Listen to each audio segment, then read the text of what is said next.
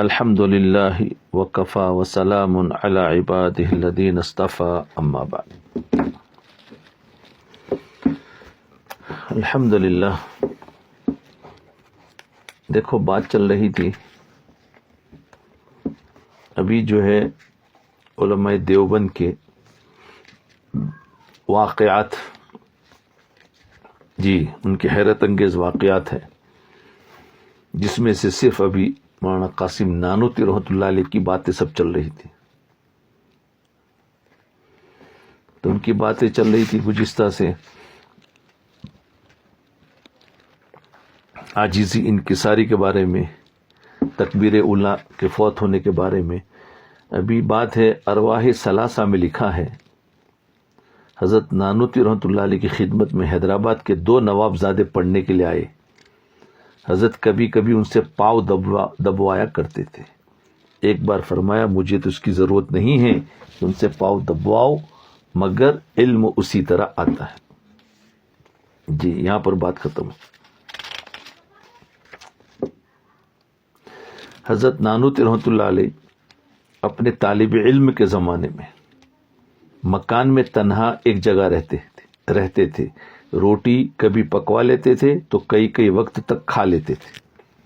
روٹی پکوا لیتے تھے، وہی روٹی کئی وقت تک چلتی تھی. ایک ہفتے کی روٹی مثال کے طور پر پکوا لی، اب ایک ہفتے تک کچھ نہیں، وہی کھاتے رہتے. جی آج تو ہمیں خالی روٹی ہو تو نہیں چلتا ہے، بلکہ روٹی کے ساتھ 2-3 قسم کی سالن ہونا چاہیے، جب جا کے ہمیں لگتا ہے کہ ہم نے کھانا کھایا. یہ ہماری عادتیں بہت بگڑ گئی.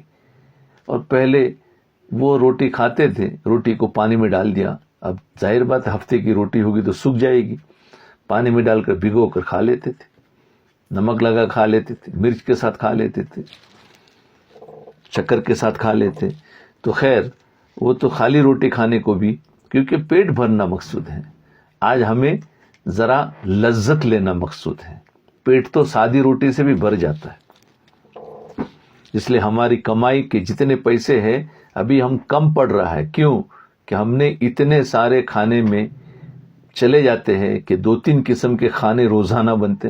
ارے ایک ہی قسم کا بنایا جائے، وہ بھی اتنا بنائے کہ صبح میں بھی چلے شام میں بھی چلے، ہو گیا کام.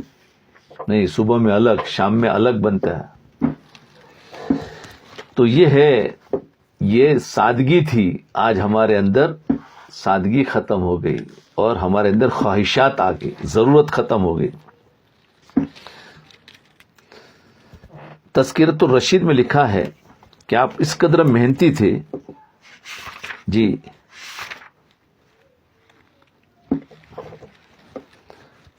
کہ آپ سے اس قدر محنتی کہ شب و روز کے 24 گھنٹوں میں شاید 7-8 گھنٹے بمشکل سونے، کھانے اور دیگر ضروریات میں خرچ ہوتے ہوں گے. کھانا، سونا اور ضرورت میں کتنے؟ 7-8 گھنٹے. اور اس کے علاوہ سارا وقت ایسی حالت میں گزرتا تھا کہ کتاب نظر کے سامنے اور خیال مضمون کی تہ میں ڈوبا جاتا تھا. کتاب نظر کے سامنے اور اس کے اندر کا جو مضمون خیال، اس مضمون کو ڈھونڈتا رہتا تھا. سبحان اللہ. گویا کھل رہا ہے. ایک کتاب تو سامنے کھلی ہوئی، اور اس کتاب کے الفاظ ایک دماغ میں کتاب کھلتی تھی. جی تو فرمایا مضمون کی تہ میں ڈوب جاتا تھا. مطالعے میں آپ اس درجہ محو ہوتے تھے کہ پاس رکھا ہوا کھانا کوئی اٹھا کر لے جاتا تو آپ کو خبر نہ ہوتی تھی. ایسے مشغول ہوتے تھے. بارہا ایسا اتفاق ہوا کہ کتاب دیکھتے دیکھتے آپ سو گئے. صبح کو معلوم ہوا کہ رات کھانا نہیں کھایا تھا. لو، کھانا بھی یاد نہیں، دیکھتے دیکھتے سو گئے. مدرسے کو آتے جاتے آپ کبھی ادھر ادھر نہ دیکھتے تھے. مدرسے کو آتے اور مدرسے سے گھر جاتے کبھی ادھر ادھر نہ دیکھتے تھے. لپکے ہوئے جاتے اور جھپٹے ہوئے آتے تھے. سبحان اللہ، سبحان اللہ. دیکھو کیسے تھے، ادھر ادھر دیکھنا ہی نہیں ہے، کیا کرنا ہے، بس علم ان کی ایک مشغلہ تھا. حضرت نانوتی رحمۃ اللہ علیہ فرماتے تھے کہ ایک مرتبہ جب میں گنگو حاضر ہوا، یہ حضرت گنگوہی کے بارے میں چل رہی بات، فرمایا ایک مرتبہ میں گنگو حاضر ہوا تو حضرت گنگوہی رحمۃ اللہ علیہ کی سیدری میں ایک پیالہ رکھا ہوا تھا. میں نے اس کو اٹھا کر کنویں سے پانی کھینچا اور اس میں بھر کر پیا تو پانی کڑوا پایا. کنواں ان کے پاس ایک پیالہ رہتا تھا. حضرت نانوتوی فرماتے ہیں کہ میں نے کنویں میں سے پانی بھرا اور اس کو پیا تو کڑوا پایا. ظہر کی نماز کے وقت حضرت سے ملا، مولانا گنگوہی سے قصہ بیان کیا. آپ نے فرمایا کنویں کا پانی تو کڑوا نہیں بلکہ میٹھا ہے. میں نے وہ پیالہ پیش کیا، حضرت نے بھی پانی چکھا تو بدستور تلخ تھا. آپ نے فرمایا اچھا اس کو رکھ دو. نماز کے بعد حضرت نے سب نمازیوں سے فرمایا کہ کلمہ طیبہ جس قدر ہو سکے پڑھو، اور حضرت نے بھی پڑھنا شروع کر دیا.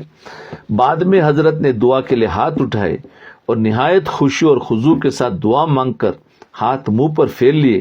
اس کے بعد پیالہ اٹھا کر پانی پیا تو میٹھا تھا. دیکھا پہلے کڑوا تھا، دعا مانگی، اس کے بعد اٹھا تو میٹھا تھا. اس وقت مسجد میں بھی جتنے نمازی تھے سب نے چکھا تو کسی قسم کی تلخی نہ تھی. بعد میں حضرت نے فرمایا کہ اس پیالے کی مٹی کا بنا ہوا تھا، اس قبر کی ہے جس پر عذاب ہو رہا تھا. اس قبر کی مٹی سے پیالہ بنایا گیا. تو یہ حضرت مولانا قاسم نانوتوی کے اوپر یہ منکشف ہوا. جی تو انہوں نے کلمہ پڑھایا اور دعا کی مغفرت کی، اس کا عذاب قبر دور ہوا، یہاں پانی میٹھا ہو گیا. اس کی پیالے کی مٹی اس قبر کی ہے جس پر عذاب ہو رہا تھا، الحمدللہ کلمے کی برکت سے عذاب الہی رفع ہو گیا. دیکھو کلمہ طیبہ کی برکت، کمال استغنا. دیکھو ایک مرتبہ حضرت نانوتوی رحمۃ اللہ علیہ چھتا کی مسجد کے متصل حجرہ کے سامنے حجامت بنوا رہے تھے کہ شیخ عبد الکریم رئیس میرٹھی آپ سے ملنے کے لیے دیوبند آئے. حضرت نے ان کو دور سے آتے ہوئے دیکھا. جب وہ قریب آئے تو ایک تغافل کے ساتھ رخ دوسری طرف پھیر لیا، گویا کہ دیکھا ہی نہیں. وہ آ کر ہاتھ باندھ کر کھڑے ہو گئے. ان کے ہاتھ میں رومال بندھے ہوئے بہت سے روپیے تھے. جب انہیں کھڑے ہوئے بہت دیر گزر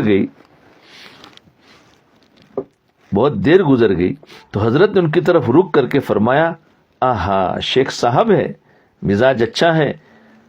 انہوں نے سلام عرض کیا اور قدم چوم لی اور وہ روپیہ بندھا ہوا قدموں میں ڈال دیا. حضرت نے اسے قدموں سے الگ کر دیا. تب انہوں نے ہاتھ باندھ کر منت سماجت کی کہ قبول فرما لے. بالآخر بہت سے انکار کے بعد انہوں نے تمام روپیہ حضرت کی جوتیوں میں ڈال دیا، اور حضرت جب اٹھے تو نہایت استغنا کے ساتھ جوتے جھاڑے اور روپیہ سب زمین پر گر گیا. حضرت نے جوتے پہن لیے اور حافظ انوار الحق سے ہنس کر فرمایا کہ حافظ جی ہم بھی دنیا کماتے ہیں اور اہل دنیا بھی دنیا کماتے ہیں. فرق یہ ہے کہ ہم دنیا کو ٹھکراتے ہیں اور وہ قدموں میں پڑتی ہے، اور دنیا دار اس کے قدموں میں گرتے ہیں، وہ انہیں ٹھکراتی ہے. دنیا دار پیسوں کے روپیوں کے قدموں میں گرتی ہے اور پیسہ ان کو ٹھکراتا، وہ دنیا ان کو ٹھکراتی ہے. یہ فرما کر روپیہ وہی تقسیم فرما دیا. یہ تھا استغنا. ہے کوئی؟ آج ہر ایک محتاج ہے. یہ تو اعلیٰ درجے کی بات تھی. ہمیں ایسا اگر ہم نقل کرنے جائیں گے تو گالیاں ملے گی اور جائز بھی نہیں ہوگا، گناہ ہو جائے گا ہمارے لیے. یہ تو ان کا ایمان تھا، ان کا توکل تھا، ان کا استغنا تھا، اور ہماری نقل ہوگی. اس لیے ہم تو ایسا نہ کریں. لیکن یہ دیکھو کہ اصل یہ ہے ایمان کے اعلیٰ درجات. قدموں میں چھوڑ دیا پیسہ، فرمایا تم تقسیم کر لو. لیکن فرمایا دنیا تو ہم بھی کماتے ہیں، کہ وہ بھی پڑھا کر ان کو بھی تو پیسہ مل رہا ہے. دنیا تو یہ بھی کماتے ہیں. فرق یہ ہے کہ ہم دنیا کو ٹھکراتے ہیں اور وہ قدموں میں گرتی ہے، اور وہ دنیا کے قدموں میں گرتے ہیں اور دنیا ان کو ٹھکراتی ہے. بس اتنا فرق. ایک اور قصہ ہے تکلف سے اجتناب.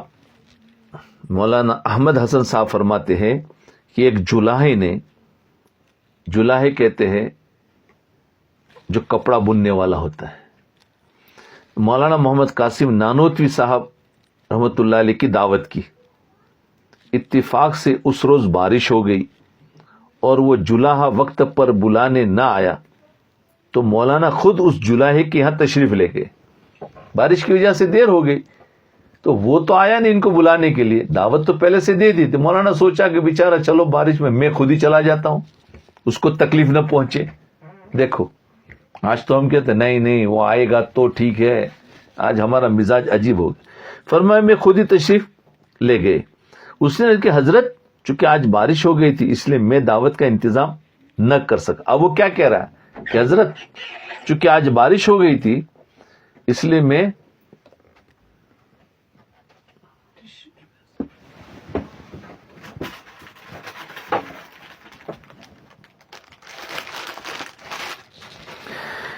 دعوت کا انتظام نہیں کر سکا. حالانکہ ایک دن پہلے دعوت دے دی تھی.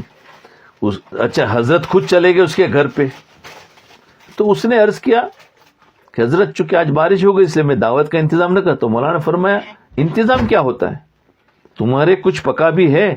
اس نے کہا جی ہاں وہ تو موجود ہے. فرمایا کہ بس وہی کھا لیں گے، ہو گئی دعوت.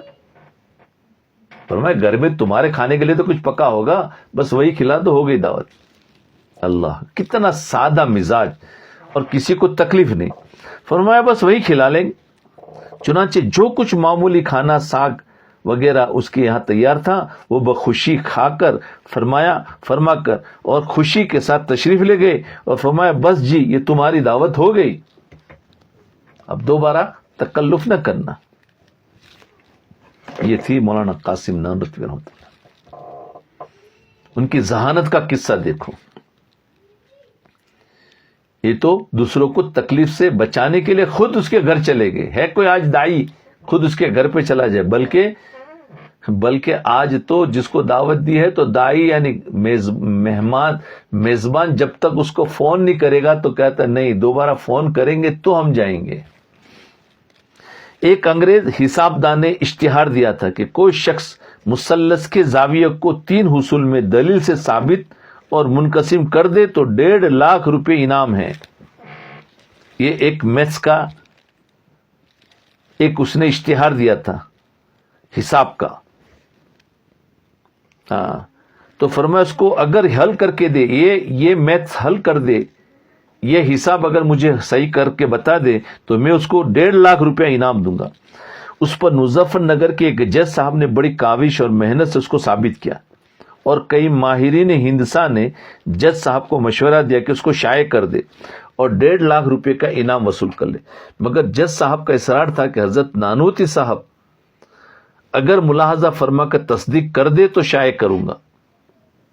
اتفاق سے حضرت مظفر نگر تشریف لے گئے حضرت نانوتوی، اور واپسی میں ریل پر سوار ہونے کے لیے جب اسٹیشن پر تشریف لائے تو گاڑی میں 10-12 منٹ باقی تھے. ڈاکٹر عبد الرحمان صاحب نے جو حضرت گنگوہی کے بعد میں خاص خدام ہو گئے تھے جج صاحب کی تمنا ظاہر کی. انہوں نے خیال تھا کہ حضرت اس تحریر کو اپنے ساتھ لے جائیں گے. حضرت نے گاڑی کے انتظار میں کھڑے کھڑے سرسری نظر سے اسے دیکھا. فرمایا کہ اس کا فلاں مقدمہ نظری ہے، حالانکہ عقلی دس کے تمام مقدمات کی انتہا بدیہات پر ہوتی ہے. چونکہ وہ صاحب فن تھے فوراً سمجھ گئے، اشتہار دینا ملتوی کر دیا. اب یہ ایسا قصہ ہے کہ نہ تم سمجھو سکو نہ میں سمجھا سکوں گا، چھوڑ دو. آپ نے ایک ایام طفیلی میں ایک خواب دیکھا، بچپن کا ایک خواب، بچپن کے زمانے کہ گویا اللہ جل شانہ کی گود میں بیٹھا ہوں.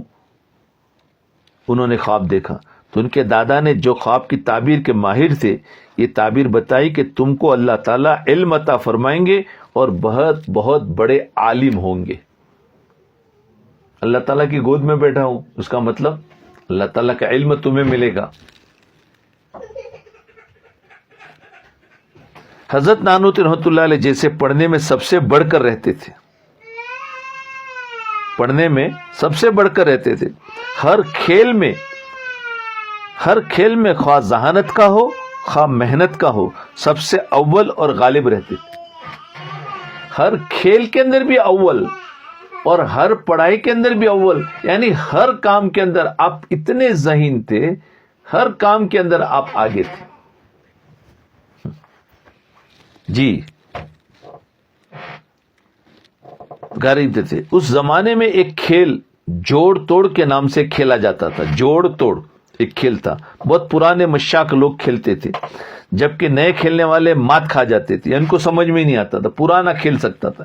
حضرت نے جب اس کا قاعدہ معلوم کر لیا تو کسی سے بات نہ کھائی، کسی سے مات نہ کھائی، اور وہ کھیلنا شروع کر دیا اور جیت گئے. ہر بار تم آؤ، کتنے لوگ آئے، ہر ایک کے ساتھ حضرت جیت گئے. بہت ہوا تو دونوں برابر ہو گئے. ہر کھیل میں جو مرتبہ کمال ہوتا تھا وہاں تک پہنچا کر اس کو چھوڑتے تھے. اللہ اکبر. تو دیکھ کھیل میں بھی، انجینئرنگ میں بھی اگر تھوڑا سا اس کا اصول پڑھ لیا، انجینئر بڑے بڑے انجینئر کو ہرا دیتے تھے، بڑے بڑے ڈاکٹروں کو ہرا دیتے تھے. ایسے تھے. جس فن کو بھی خالی وہ ایک مرتبہ پڑھ لے تو ایسا اللہ تعالیٰ ان کو علم عطا فرمائے. ایام طالب علم میں آپ نے ایک اور خواب دیکھا تھا کہ میں خانہ کعبہ کی چھت پر کھڑا ہوں.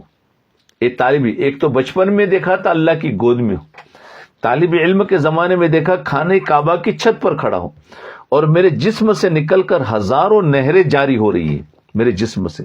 اپنے استاد حضرت مولانا مملوک علی، جو آپ نے پہلے پڑھا، حضرت مولانا مملوک علی تھانیسری، جنہوں نے انگریز کے خلاف جنگ کی ہے اور اس میں انہوں نے جیل اختیار کی. وہ پنجرے میں بند کیے گئے تھے جس میں نوک لگی ہوئی تھی. وہ مولانا مملوک علی حضرت مولانا قاسم نانوتوی کے استاد ہیں. تو اپنے استاد حضرت مولانا مملوک علی رحمۃ اللہ علیہ سے ذکر کیا تو انہوں نے فرمایا کہ تم سے علم دین کا فیض بکثرت جاری ہوگا. اس کی تعبیر کیا فرمایا؟ تم سے علم دین کا فیض ساری دنیا میں پہنچے گا.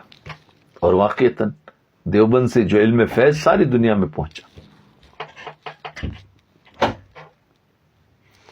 عشق رسول یہ دیکھیں کتنا تھا کمال. ہندوستان میں بعض حضرات سبز رنگ کا جوتا بڑے شوق سے پہنتے تھے، سبز رنگ، ہرے رنگ، اور اب بھی پہنتے ہیں. لیکن حضرت نانوتوی رحمۃ اللہ علیہ نے ایسا جوتا مدت العمر کبھی نہیں پہنا، سبز رنگ کا. اور اگر کوئی ہدیہ میں لا دیتا تو اس کے پہننے سے اجتناب کرتے، صرف اس لیے کہ سرور کائنات حضور اکرم صلی اللہ علیہ وسلم کے گنبد خضرا کا رنگ سبز ہے. آپ کے گنبد اوپر جو لگا اس کا رنگ سبز ہے، تو اس کا اکرام اور عشق نبوی ایسا تھا کہ سبز رنگ کا جوتا نہیں پہنتے تھے. کیا میں اس کو پیروں میں رکھوں؟ پھر ایسے رنگ کے جوتے پاؤں میں کیوں کر استعمال کیے جا سکتے؟ حضرت مولانا حسین احمد مدنی رحمۃ اللہ علیہ حضرت نانوتوی رحمۃ اللہ علیہ کے بارے میں فرماتے ہیں کہ تمام عمر سبز رنگ کا جوتا اس وجہ سے نہ پہنا کہ قبر مبارک سبز رنگ کی ہے، اور اگر ہدیہ لے آیا تو آگے کسی دوسرے کو ہدیہ دے دیتے تھے. دوسرا پہنے، ان کی تو ایک اپنا عشق تھا، ہم ان کی نقل کرنے جاؤں گے تو نہیں کر سکتے. حضرت نانوتوی رحمۃ اللہ علیہ جب حج کے لیے تشریف لے گئے تو مدینہ طیبہ سے کئی میل دور ہی ننگے پاؤں چلنا شروع کر دیا. کئی میل. آپ کے زمین نے اجازت نہ دی کہ جوتا پہن کر چلے، حالانکہ وہاں سخت نوکیلے اور چبھنے والے پتھروں کی بھرمار تھی.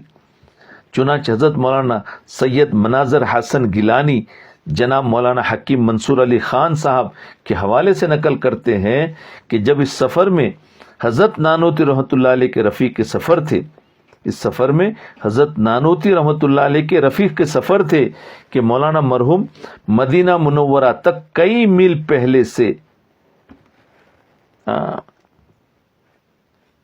شب زاری میں اسی طرح چل کر پاؤں برہنہ پہنچ گئے. شب کی تاریخ میں کئی میل پہلے سے وہ جوتے اتار دیے، سواری چھوڑ دی اور پیدل چلنا کرنا شروع کر دیا. یہ عشق رسول تھا. ہم تو صرف باتیں کرتے ہیں، عشق رسول تو وہ ہے کہ آپ کے عشق کے اندر انسان ہمیشہ گم رہے کہ آپ کیسے کھاتے تھے، کیسے نماز پڑھتے تھے، کیسے ہاتھ اٹھاتے تھے، کیسے بات کرتے تھے، آپ کا چلنا کیسا، آپ کا پہننا کیسا. یہ ہے عشق رسول. انسان اپنے آپ کو پورا نبی کی نقل بنا دیتا ہے، نبی کے تابع کر دیتا. یہ ہے عشق رسول. آج ہم سب کہتے ہیں کہ ہم عاشق رسول ہے، لیکن نہ ہمارا لباس ہے نبی کے لباس کی طرح، نہ ہماری چال ہے، نہ ہمارا چہرہ ہے. جی بس خالی نماز کبھی ہے تو ہے، مسائل کے اعتبار سے وہ بھی پوری نہیں ہے، کیونکہ نبی کی نماز تو سنتوں والی ہوگی تو نبی کی نماز ہوگی، اور اگر ویسے نماز ہوگی تو فرائض والی نماز ہوگی. قبول تو کر لی جائے گی لیکن سنتوں کا نور نہیں ملے گا. شاہجہاں پور میں اہل اسلام اور مختلف باطل فرقوں کا مناظرہ. شاہجہاں پور میں اہل اسلام اور مختلف باطل فرقوں کا مناظرہ اور مباحثہ طے ہوا. باطل فرقے یعنی جس میں ہندو بھی ہو، کرسچن بھی ہو، اور یہودی بھی ہو، اور سکھ ہو، سب، اور مسلم بھی ہو. تو مسلمان کی طرف سے شاہجہاں پور میں ایک یعنی مناظرہ یعنی ڈیبیٹ مباحثہ طے ہوا، جس میں ہندوؤں کے بہت سے رہنما اور اہل اسلام کی طرف سے متعدد علماء حق اور مشاہیر اس وقت اس مقام پر موجود تھے، اسٹیج پر اور عوام میں. مگر مناظرہ پادریوں اور مسلمانوں کا ہوا. پادری اور مسلمانوں کا ہوا. اس میں حضرت نانوتوی رحمۃ اللہ علیہ مناظر تھے. انہوں نے عقلی اور نقلی رنگ میں ایسی صحیح اور قطعی دلیلیں پیش فرمائی کہ پادری صاحبان سے ان کا کوئی معقول جواب ہی نہ بن پڑا، اور اسلام کا بول بالا ہوا.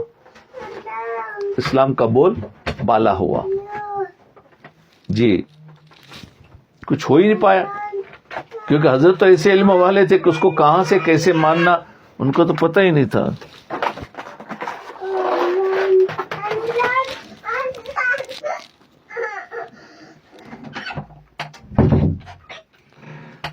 جی تو یہ تھا آریہ سماج کے فتنے کا تدارک. انگریزوں کے چہیتے ہندوؤں اور آریہ کے کرتا دھرتا سوامی دیانند جو اپنے منطقیانہ اور فلسفیانہ دلائل میں مشہور تھے. سوامی دیانند انگریزوں کے چہیتے تھے، آریہ سماجوں کے کرتا دھرتا سوامی دیانند جو منطقیانہ اور فلسفیانہ دلائل میں مشہور تھا. اس نے اپنی ایک کتاب میں قرآن کریم کی بسم اللہ سے لے کر والناس تک کی تمام صورتوں پر اعتراض کیے. اس نے اور ان کی کمی اور خامی بتلائی. الیاذ باللہ، اس ہندو نے کمی اور خامی بتلائی.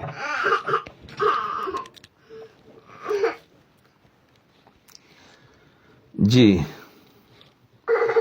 وہ ہر مقام پر اہل اسلام کو جواب کے لیے للکارتا تھا.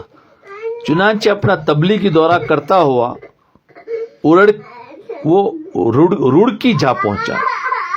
وہ اپنا یعنی وہ ہندو کی تبلیغ کرتا ہوا روڑکی جا پہنچا.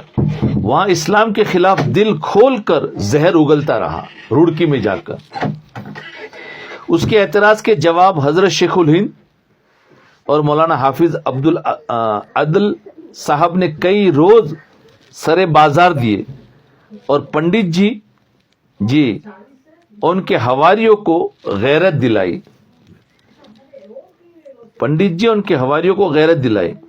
ان کے مذہب پر اعتراضات کیے کہ اب جواب دو، مگر پنڈت جی ان کے شاگردوں کے کانوں پر جھو تک نہ رنگی. جی ان کو ایسا سانپ سونگھ گیا کہ وہ ملنے سے ہی رہے. آخر حضرت نانوتوی رحمۃ اللہ علیہ نے فرمایا کہ اچھا पंडित जी से बमा अपने शागिर्द और मोतकीदों के मेरा वाज ही सुन ले, बस उनसे कहो कि मेरा वाज सुन लो। मगर वो वाज में तो क्या आते, रुड़की से भी चले गए और ऐसे गए कि पता भी न चला।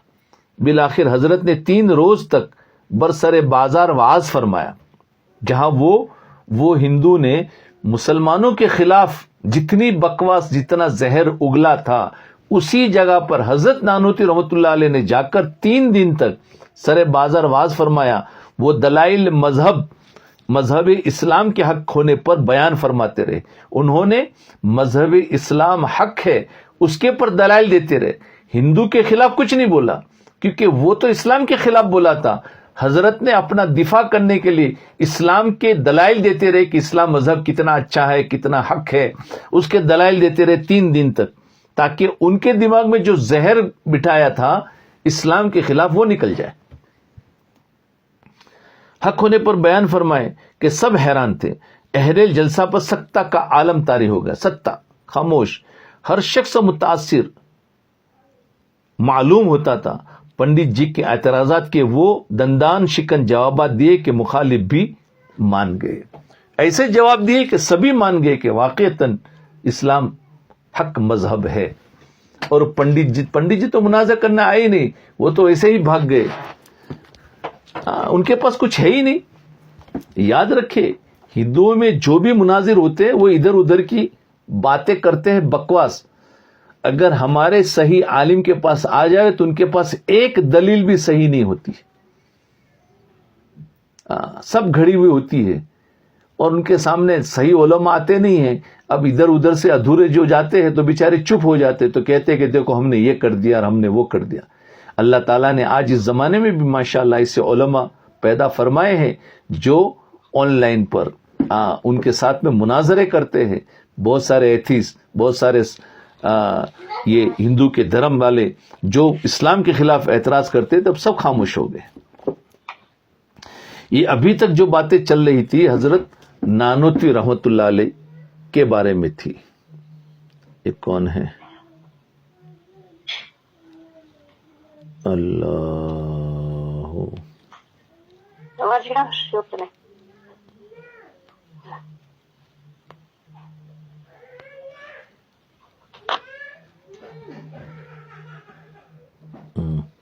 चलो पकड़ लिया। तो अभी इंशाअल्लाह मौलाना रशीद अहमद गंगोही रहमतुल्लाह अलैह के बारे में बातें करेंगे हम। हजरत मौलाना रशीद अहमद गंगोही रहमतुल्लाह अलैह की विलादत बासआदत जिला सहारनपुर के कस्बा गंगो में हुई। डिस्ट्रिक्ट सहारनपुर पड़ता है और कस्बा गंगो। वालिद माजिद का नाम मौलाना हिदायत अहमद है और आपका सिलसिला नसब हजरत अबू अय्यूब अंसारी रदी अल्लाह अन्हु से जा मिलता है। आपने इब्तिदाई तालीम और अरबी और फारसी की तालीम गंगो में ही हासिल की।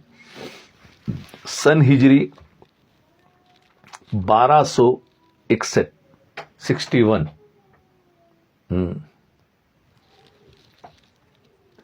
में दिल्ली में 1200 नहीं, ये 1300 होना चाहिए, शायद भूल हो गई लिखने वालों में। दिल्ली में दिल्ली का सफर किया और मौलाना ममलूक अली रहमतुल्लाह अलैह की खिदमत में पहुंचे। अच्छा, मौलाना ममलूक अली रहमतुल्लाह अलैह की खिदमत में पहुंचे बराबर 61 में ही। यहां हजरत मौलाना कासिम नानूती रहमतुल्लाह अलैह पहले ही पहुंच चुके थे जी, पहले ही पहुंच चुके थे। यूं इल्म फजल के ये दोनों शम्स व कमर इकट्ठे हो गए जी। हम हजरत मौलाना कासिम नानूतवी और मौलाना रशीद अहमद गंगोही दोनों पहुंच गए और यूं शम्स व कमर इकट्ठे हो गए और ता हयात एक साथ रहे। हजरत मौलाना ममलूक अली साहब को उन दोनों से खास मोहब्बत थी। जहानत ज़कावत में ये दोनों हजरात दिल्ली में मशहूर हो गए। कौन? मौलाना कासिम नानूती और मौलाना रशीद अहमद गंगोही, जहानत में और ज़कावत में। علم حدیث آپ نے خاندان ولی اللہ کے آخری چشم و چراغ حضرت مولانا شاہ عبد الغنی محدث دہلی رحمۃ اللہ علیہ سے حاصل کیا، کیونکہ ان کے والد جو آئے تھے شاہ ولی اللہ، کون سے 1701 میں پیدا ہوئے.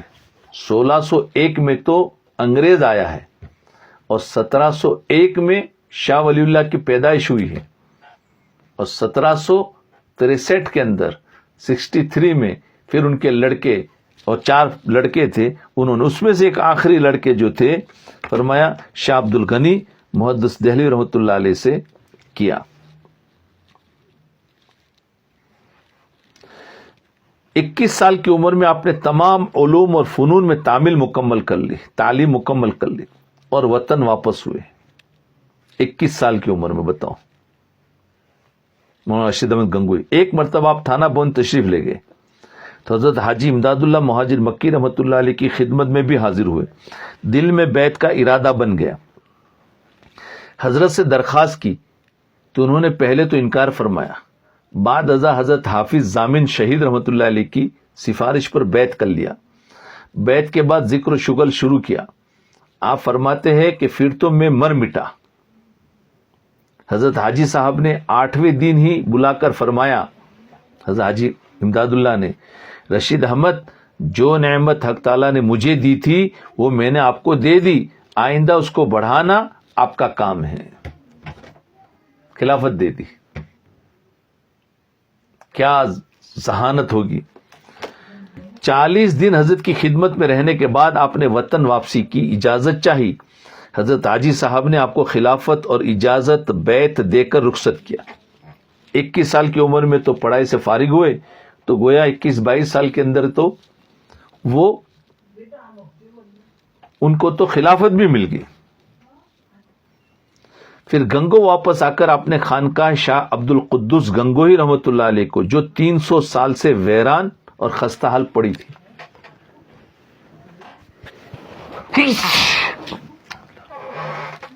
شاہ عبد القدس گنگوہی رحمۃ اللہ علیہ کی خانقاہ جو 300 سال سے ویران خستہ حال پڑی تھی، مرمت کر کے آباد کیا. آپ رات دن ذکر و فکر میں مشغول رہتے، راتوں کو رویا کرتے تھے اور جو لحاف آپ اڑا کرتے تھے باران اشک سے داغدار ہو جاتا تھا، یعنی آنسو سے وہ تر ہوتا تھا. جگہ جگہ پر آنسو ہوتے تھے، روتے تھے بہت.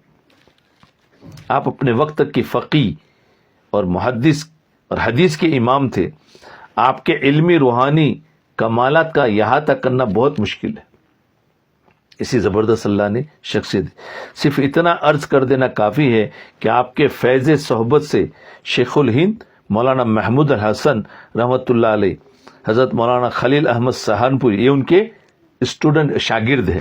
مولانا محمود الحسن جنہوں نے جنگ آزادی میں سب سے آگے رہے، جنہوں نے مالٹا کی جیل کاٹی، یہ سب پچھلے گزر چکا.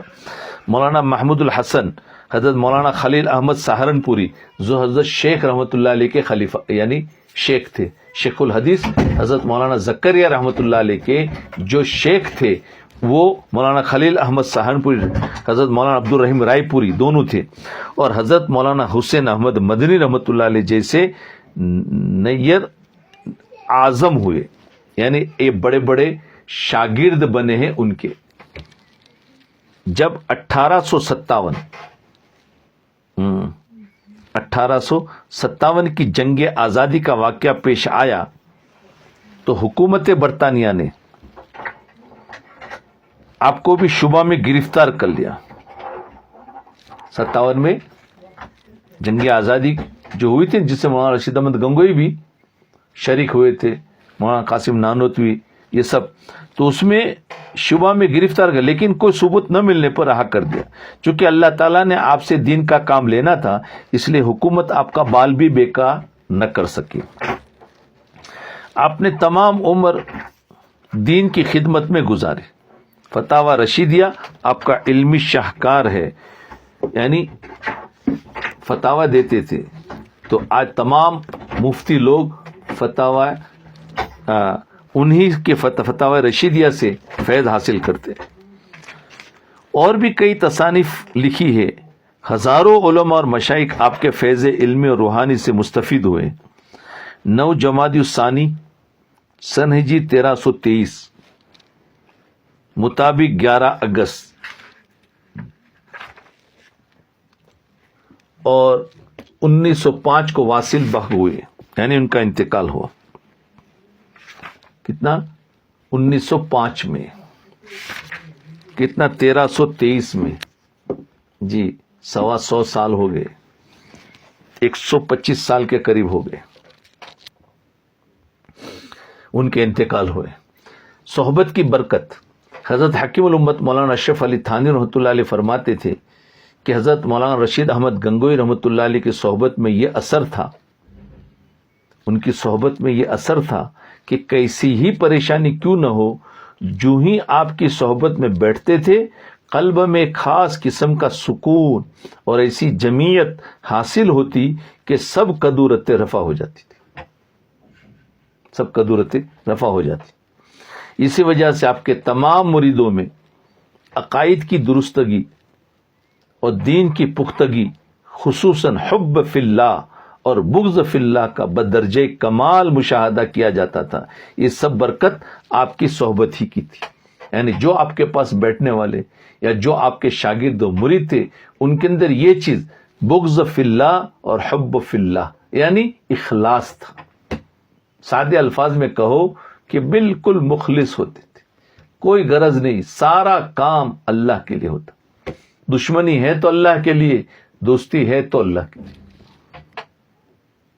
اور آپ کے اندر کسر نفسی، نفس کو ماننا، وہ کیا درجے، ان کے ابھی قصے چل رہے ہیں. حضرت گنگوئی رحمۃ اللہ علیہ نے ایک مرتبہ قسم کھائی کہ مجھ میں کوئی کمال نہیں ہے. قسم کھائی، حالانکہ باکمال تھے. کیا فرمایا؟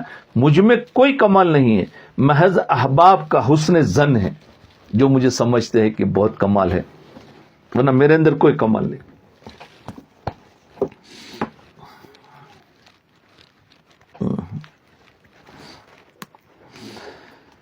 اللہ اکبر. فرمایا میرے اندر کوئی کمال نہیں.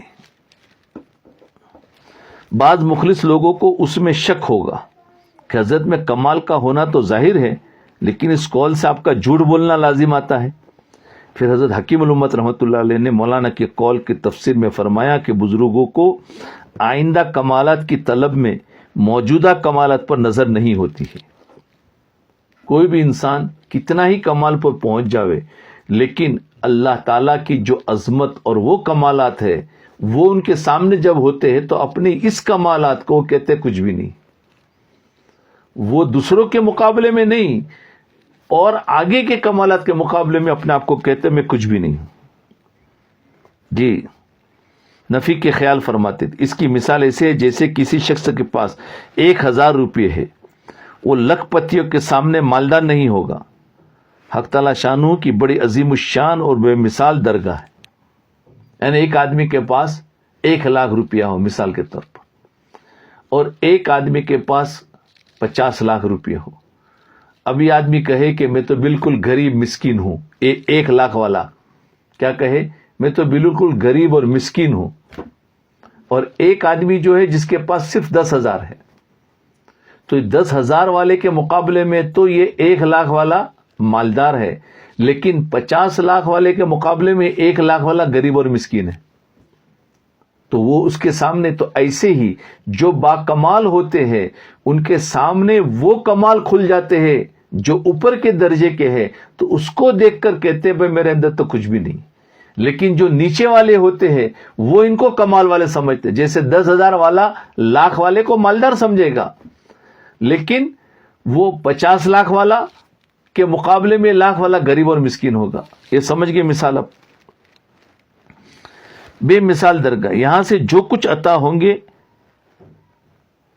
کی ہوس کرنا چاہیے، جو کچھ عطا ہو آگے کی ہوس کرنا چاہیے، کسی ایک مقام پر بس نہیں کرنا چاہیے. ظاہر بات ہے علمی جب کمالات ہے تو اس کے اوپر آگے کے کھلتے ہیں تو آگے کی ہوس کرو، کیونکہ علمی کمالات میں اللہ سے تعلق میں جتنی انسان ہوس کرے گا وہ تو جائز ہے، دنیا کے لیے نہیں. دنیا میں ہمیں کھانا مل گیا تو اب شام کی ہوس مت کرو، اللہ کھلائے گا، لیکن اگر علم میں کمال ملا تو اس کے آگے کے کمال حاصل کرو. یہ عین ایمان ہے. کسی ایک مقام پر بس نہیں کرنا چاہیے، اللہ تعالیٰ کے یہاں ہر مقام سے زیادہ قرب کی کوشش کرنی چاہیے اور جد و جہد نہ چھوڑنی چاہیے، کیونکہ اس کے خزانے میں کمی نہیں ہے. تو ہی نادان چند کلیوں پر قناعت کر گیا، ورنہ گلشن میں علاج تنگی داما بھی تھا. جی حضرت گنگوئی رحمۃ اللہ علیہ کی شان تھی کہ کوئی بھی پاس بیٹھا ہوتا، آپ اشراق یا چاش کا وقت آنے پر وضو کر کے وہی نماز پڑھنے کھڑے ہو جاتے تھے. کوئی بھی بیٹھا ہوا ہو، وہ کسی کی رعایت میں نہیں، بلکہ جب اشراق کا یا چاش کا وقت ہو جاتا تو وضو کر کے وہی نماز پڑھنے کھڑے ہو جاتے. جو بھی آدمی بیٹھا وہیں پر. یہ بھی نہیں کہ کچھ کہہ کر اٹھے کہ میں نماز پڑھ لوں، یا اٹھنے کی اجازت لے کے بھائی میں تھوڑی اجازت لیتا ہوں. نہیں، جہاں کھانے کا وقت آیا عصا لیا اور چل دیے. چاہے کوئی نواب ہی کا بچہ بیٹھا ہوا کیوں نہ ہو، کوئی بڑا بادشاہ ہی کیوں نہ بیٹھا ہوا ہو، وقت ہوا چل دیے. بادشاہوں کی سی شان تھی. اور یہ بھی نہیں کہتے بھائی میں جا رہا ہوں اجازت ہے، نہیں، وقت ہوا چلے گئے، وقت ہوا اٹھ کر وضو کیا، وہی نماز شروع کر دی. پوچھنا کچھ نہیں. اول تو بات ہی کم کرتے تھے، اور اگر کچھ مختصر سی بات کہنی ہوتی تو جلدی سے ختم کر کے تسبیح لے کر ذکر میں مشغول ہو جاتے. کسی نے کوئی بات پوچھی تو جواب دے دیا، اور اگر نہ پوچھی تو کوئی گھنٹوں بیٹھا رہے آپ خاموش رہتے. کوئی پوچھا تو ٹھیک ہے، ورنہ وہ گھنٹوں بیٹھے رہتے، کچھ نہ وہ پوچھے تو آپ خاموش رہتے. اللہ اکبر کبیرہ، کیا شان تھی.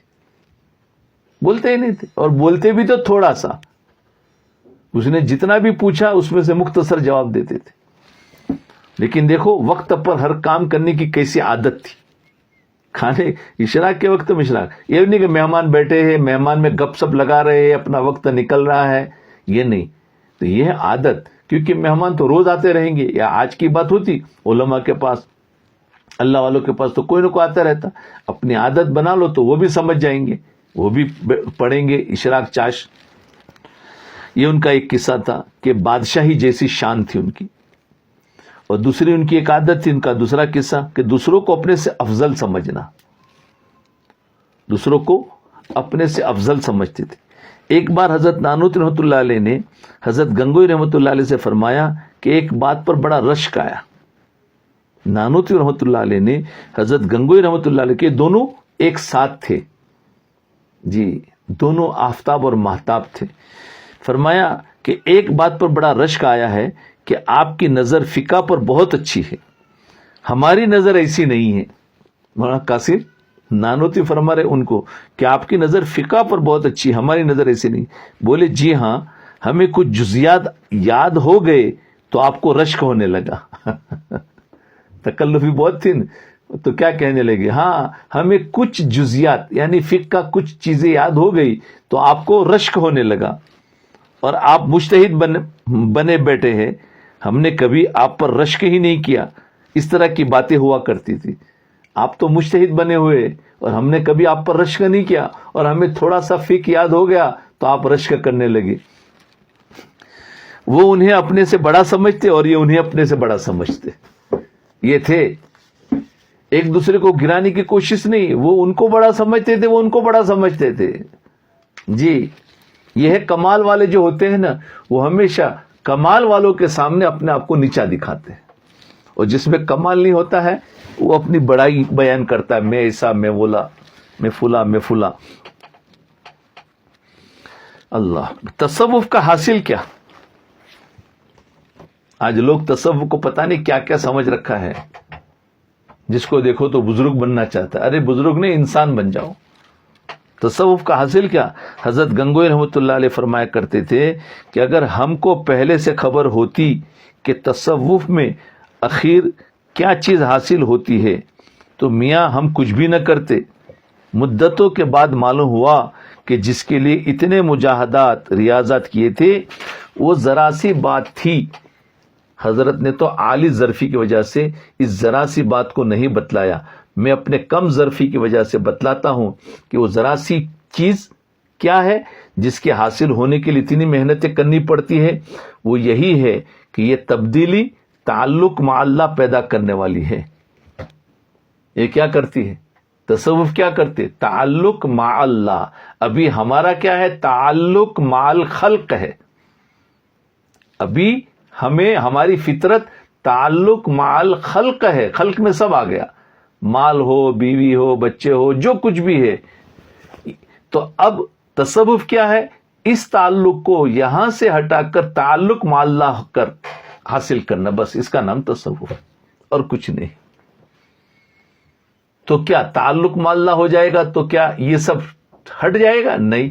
نبی علیہ الصلوۃ والسلام کو دیکھیے کہ آپ بچوں کے ساتھ کھیلتے بھی ہیں اور آپ بیویوں کے ساتھ بھی بیٹھتے تھے، دوستوں کے ساتھ بھی بیٹھتے تھے، ہنسی مذاق بھی کرتے تھے، صحابہ سے باتیں بھی کرتے تھے، سب ہے. لیکن تعلق مع اللہ ہونے کے بعد یہ سارا کا سارا تعلق دین بن جائے گا. تعلق مع اللہ نہیں ہوا ہے اور تعلق مع الخلق ہے تو کیا ہوگا؟ سارا دنیا بن جائے گی. اور اسی دنیا کو دین کرنا ہے تو تعلق مع اللہ بنا دو، اس کے بعد یہ سارا کا سارا تعلق جو مع الخلق ہوگا وہ دین بن جائے گا. پتہ نہیں بات آپ کو سمجھ میں نہیں آئے گی، جب عمل کریں گے تو سب سمجھوں گے. یہ ہے تو فرمایا تصوف اسی کا نام ہے، تعلق مع اللہ پیدا کرنے والی ہے، تعلق مع اللہ کی حفاظت کرنے والی ہے اور تعلق مع اللہ کو بڑھانے والی. تعلق مع اللہ پیدا ہوگا، تعلق مع اللہ کی حفاظت بھی ہوگی اور اللہ کے تعلق کو اور بڑھائے گی. بس اسی کا نام ہے تصوف اور کچھ نہیں. بس آج یہاں تک ہی رکھتے ہیں انشاءاللہ.